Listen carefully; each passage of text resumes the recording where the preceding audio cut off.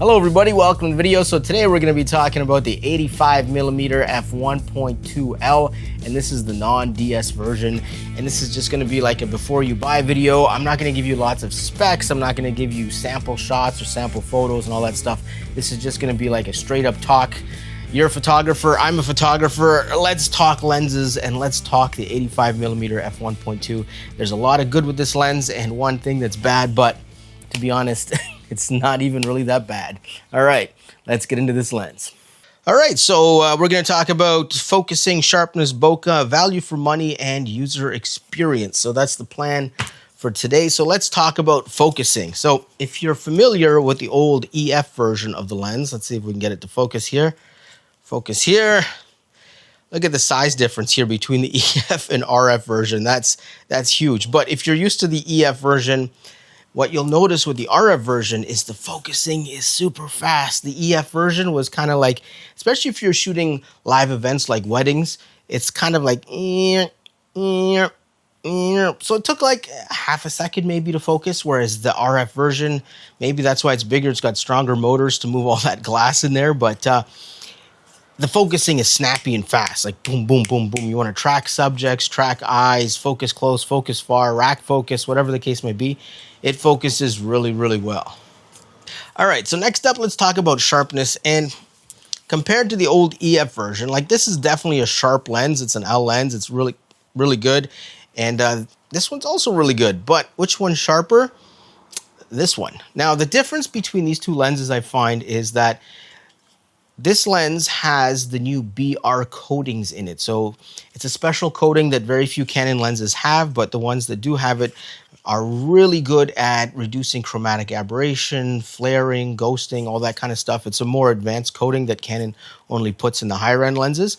And even though this is an L lens, it's older generation L lens, so it doesn't have that. So with this lens, see, it depends on what you like. I really like shooting with vintage lenses, so I like the imperfections in lenses, and that fringing and chromatic aberration, I think, just adds character to a shot.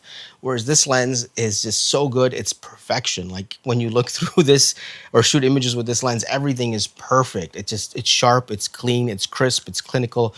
This one has some flaws, and obviously, like if you shoot towards bright light sources, like you're taking a portrait of a bride and a groom, there's a tree in the background, the sky is bright, they're kind of backlit, you're gonna get fringing all around all those leaves on the trees, all the branches around the bride's veil, that kind of thing. So, but I mean, the images do have character with the old EF version. This is the EF Mark II, by the way. But with this lens, it's just clinically sharp and there's so much detail. It's absolutely amazing if you're into that. And sometimes I find that this lens just has too much detail. So what I'll do is I'll take a Tiffin Black Pro Mist 1/4, I'll slap it on the front of the lens, and it just cuts down the detail that it captures. It just softens the contrast a little bit with that filter. And I strongly recommend that filter if you're buying this lens, especially if you're shooting portraits of women. Because, I mean, with a guy, you have wrinkles, you have grit, it's cool, whatever, it's part of the character. But with women, you typically, not always, but typically you want softer skin tones. You want, you know, the removal of wrinkles. Removal of wrinkles. Women typically want to look younger and more youthful, whereas men, older and grittier, is fine, right? So I would strongly recommend a Black Pro Mist, either 1/4, 1/8. 1/8 will reduce the wrinkles a little bit, 1/4 a little bit more. And if you go into like 1/2 and 1 full stop strength, it blurs everything. It kind of looks like you're shooting through fog almost. But stick to the lower powered Black Pro Mist filters to just even out skin tone. So yeah, this lens, absolutely sharpness, 10 out of 10. It's way too sharp. It resolves a ton of detail, especially if you're using it with something like an R5 or R5 Mark II. That's a 45 megapixel high resolution sensor, and it picks up everything. So if that's what you're into, then this lens is for you. All right, so let's be honest here. If you're buying this lens, you're pretty much buying it for one reason, and that is the incredible bokeh. So, or bokeh, I think it's bokeh. If I'm saying that wrong, let me know in the comments down below. The bokeh on this lens, absolutely amazing. This is like the king of bokeh. It is a champion. And the nice thing is you get a lot of bokeh without that huge telephoto reach, like the 135mm. I find that'll have nicer, creamier bokeh. Like, of course, 300 millimeter, 2.8, you're going to get really nice bokeh. But the thing is with this, it's still manageable. With the 135, if you're shooting your subject and you want head and shoulder shots, you have to stand a distance away from that person. And it kind of breaks that connection you have with your model.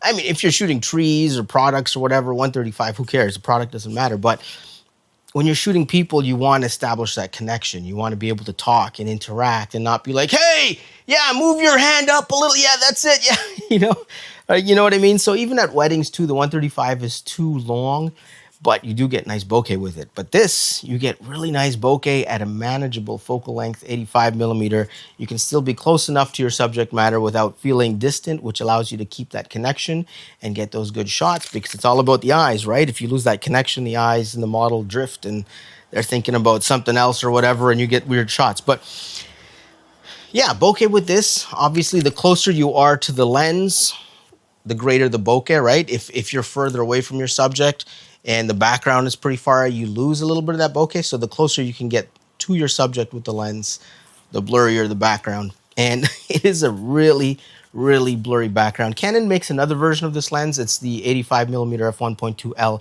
LDS. I think that stands for defocus or something like that.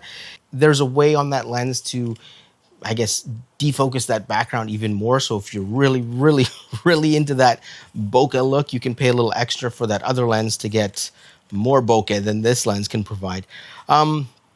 Yeah, but I mean, what is there to say? This is the champion when it comes to bokeh and Canon lenses. This is it. This is the best lens you can buy. And I think that's what really makes it such a good portrait lens too. Like, I love shooting with this lens simply because you can just blur that background into oblivion if you want, and just have that subject pop out rather than having distractions in the background.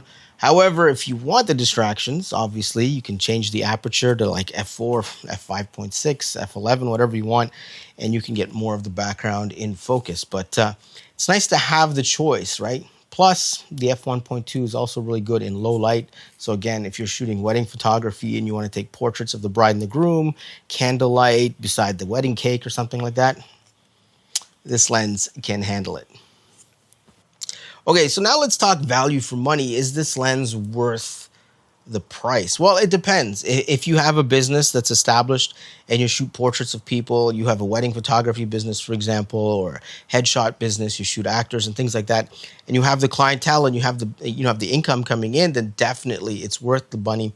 But if you don't have the clientele and you just want to buy the lens because you want the lens, then, you put it on credit card, you're paying 19-20% interest. By the time you pay it off, you've paid double for the lens. And at that point, it's really not worth the money, right?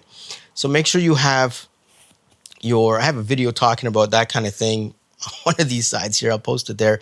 You can watch it later. It's more about like the business of photography and investing in lenses. So if you want that information, check out that other video. But yeah, in terms of like, is it worth it as a creative tool? Absolutely. Like, the one thing that this lens allows you to do is create photos that differentiate your portfolio from other people's portfolios.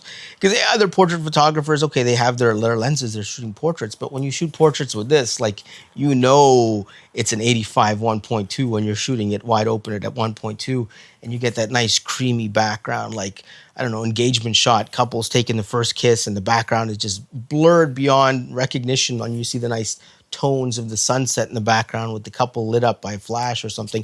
And you can really create some dynamic, interesting shots that maybe your competition can't because they don't have that lens. So depending on where you are in your career, if you're already like up here and your competition's also up here, they probably have the same lenses and gear as you do. But if you're moving on up and you want to kind of separate yourself from the herd, this is a great lens to do that with. So yeah, in terms of value for money, it depends what you're doing. Like, I don't know. Let me know in the comments down below if you have this lens or you want this lens. What do you want to shoot with it, or what do you shoot with it? And does it work for that subject matter, right? Because if you're shooting, let's say, sports, I don't know if the 85 millimeter is the right lens for you. It doesn't have the reach. And with sports, everything's moving so fast, you probably want a zoom lens like a 28-70 or 24-70, 70-200, 24-105. Those seem to work better for sports because you need that versatility. Whereas this is a slower lens, right? Like, if you want to take portraits of people and you want to zoom in, you have to walk forward or walk backwards if you want to zoom out. So you're using your feet to zoom. And, you know, I don't mind. I absolutely love this lens for my wedding photography. It's an 85 and 35 prime. And then I have a zoom lens for the ring ceremony and then back to primes. But yeah, value for money. I think if you have clients, if you have a business, then this lens is definitely great value for money. It'll give you photos for your portfolio that you can't get with any other lens. All right, so final thoughts. Is this lens worth buying? Yeah, absolutely. Depending on what you shoot. If your genre requires an 85 millimeter, you shoot portraits, or you need to blur the heck out of a background and create like intense subject separation, then this is the lens for you. Absolutely an amazing lens. Image quality, sharpness, focusing speed, tracking. Like there's nothing to complain about except for the fact that maybe it's too sharp or maybe too big. Like it is a pretty massive lens, but yeah, overall, final thoughts. Would I buy this lens again if I had the choice? Yeah, it would probably be the first lens I invest in. If I was starting my business again, I shoot mostly pictures of people.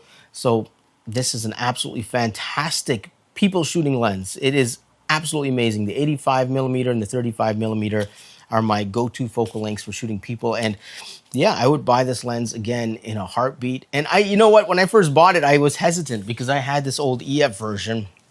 And I'm keeping this EF version around simply because I want to do comparison videos between these two lenses, but which I should do. I should get on that because it's been years now. But I was hesitant to upgrade to this because I'm like, I have this lens. Why would I upgrade to this lens? Like, why? I don't need to spend more money.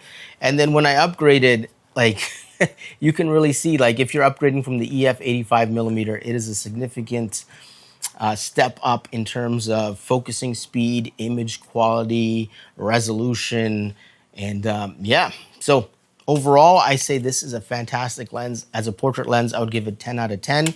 There aren't any flaws that I can think of other than, like I said, it just being too sharp, but that's not necessarily a flaw at all.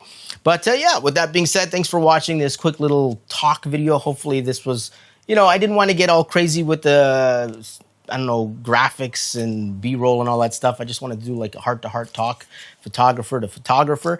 And hopefully you found that valuable. If you did, leave a comment down below. Let me know if you learned something. Let me know what you think about the lens. Let's interact and give the video a thumbs up. And thank you for watching. And I will see you guys in the next video where we talk more photography stuff. All right, peace out. See you later.